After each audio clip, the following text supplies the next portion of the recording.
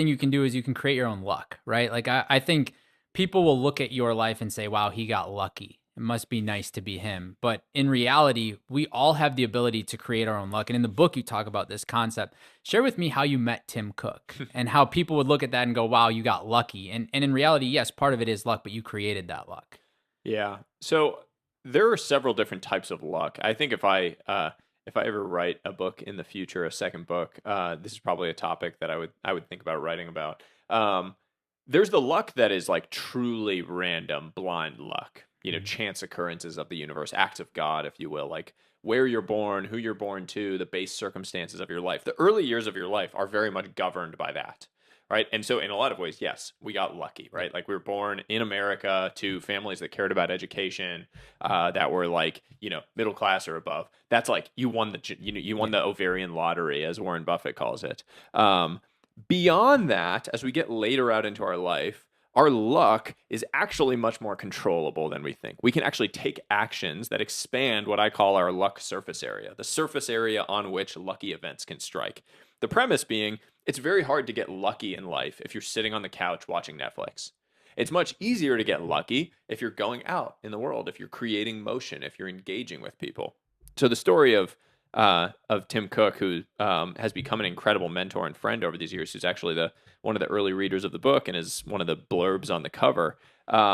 We met at the gym at 4:45 in the morning. I had just started working at my first job. I was working in finance at this private equity fund, and I knew that if I wanted to keep working out, because of what the days were going to look like, I had to go really early. So I started waking up at 3:45 in the morning so I could get to the gym by 4:45 and get to the office by 6:15 or 6:30. And it turns out that at this gym that I was going to, basically there was a same group of like 5 to 10 people that would show up every single day at 4:45 for when they were opening the doors. And one of those people happened to be Tim Cook, who was the new CEO of Apple at the time. Not nearly as famous as he is now, Right. by the way. So he was still going to a public gym, didn't have like bodyguards or anything. Like, it was very different than what his life is like now. And for the first 6 months, I had no idea who he was. I wasn't in tech. I wasn't like, it just wasn't something that I would have known. And like, he looks different in the morning than he would look on stage during one of their keynotes. So I talked to him like basically every single day, just like I would talk to any of the people that were there. And one day someone came up to me and said, "Do you know who that is? The guy you were just talking to?" I was like, "I don't know. That's the guy that I talked to in the morning." And he was like, "That's Tim Cook, the CEO of Apple." And I just remember thinking, oh shit. Like, I've probably been saying the dumbest stuff to this guy. And he's like the CEO of one of the biggest companies in the world.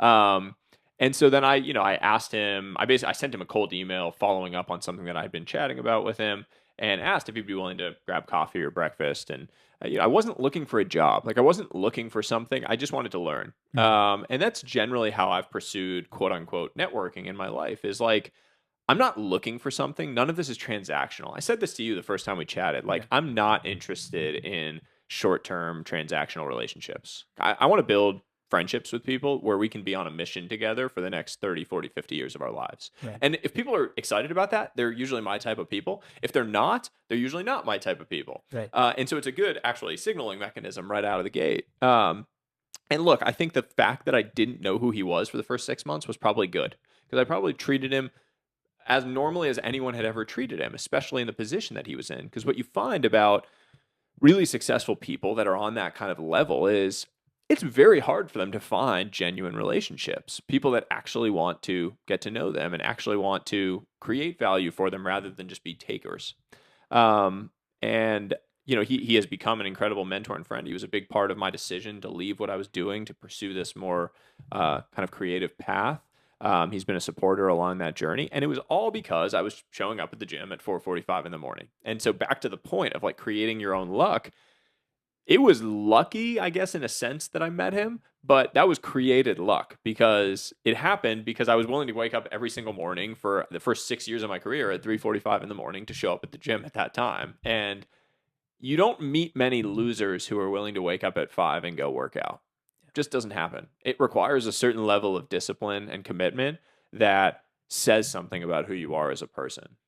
Do you think you were born with that discipline or do you think you've developed it over time? I think there's a natural wiring that we're all born with, some level of like the kit that we come with. I ascribe much of my work ethic and discipline to my dad, and seeing how he pursued the things that he was doing. I remember this one. My dad's a professor. A lot of his work has been in the developing world research, and he gives a lot of talks about that research. And so one time I got to travel with him to one of these talks in Asia, and I was like his plus one because my mom couldn't go. And so I was flying on the flight with him, and I was so excited. It was my first time I ever got to fly business class because I was like his plus one to this thing. And so there's the TV, there's all the food, all this. I was Yeah. like, 7 or 8 years old. Like you can imagine, it's like a kid in a Yeah. candy store. I'm watching all the movies, getting all the food, all the stuff. And my dad worked the entire flight. Like it was like an overnight flight, didn't watch a movie, didn't eat, like was just working on his talk. And we landed, and I was like, Dad, you didn't watch a single movie on that flight. And he kind of just looked at me and smiled and just said, this is what's required for me to perform at the level that I want to perform. And for me to bring you along on something like this is what I have to do. And I remember that so clearly because it was a message that he had set a standard for himself that he was just going to execute upon. He was going to live up to it, and he was in control of it. He knew that if he did this work and if he put in the input, that the output would be what he wanted. And sometimes extraordinary inputs are what is necessary in order to achieve extraordinary outputs. And that gets lost in translation a lot today. I think with the young generation in particular, there's like this idea of always looking for the shortcut or the hack or the easy way or how do you make $1 million by this age and do this? And the reality is like that's not how life works. If you want to achieve something great, you have to do something great. You have to create immense value, and that requires putting in time, hard work, energy into the thing that you're trying to build, into the thing you're trying to create. I had this conversation recently with a 27-year-old. I was at a event that I was hosting in Hong Kong, and he came up to me after the event and said he was really unhappy with his life, working this 9 to 5 job that he hates, wants to change his life, wants to go build his own thing and make a bunch of money, and that he doesn't have the time to do it. And I was like, okay, well, walk me through your day. Give me like your play by play. So he walked me through his day. And basically at the end of the day, there was this 2 hour window where it was like Netflix and chill, Mhm. unwind, eat dinner, watch TV.